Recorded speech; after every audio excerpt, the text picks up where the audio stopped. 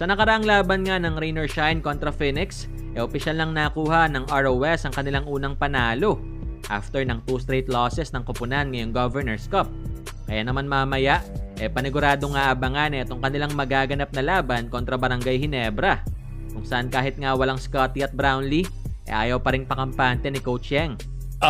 Siyempre, no, malaking bagay yun eh. Pero magaling naman mag-adjust si Coach Tim, no?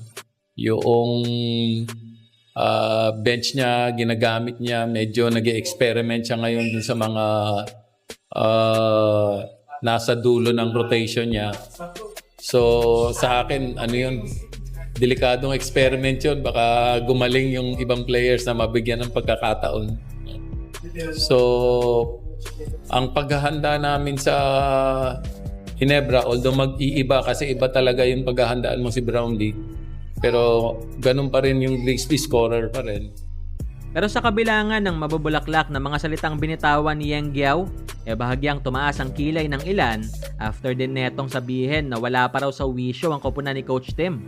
Hindi rin magkakasunod na bad game yung Ginebra. So, may bad game sila pero mahirap magkasunod yung mga bad game sila. So, ibig sabihin yan, pagkalaban kami, baka maganda na yung laro. Tsaka may isang laro pa sila bago kami.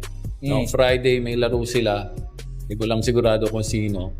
Pero that's enough time for them to make the adjustment. Kasi galing silang finals, galing sila ng championship. Medyo wala pa sa wala pa sa wisyo yung mga yun.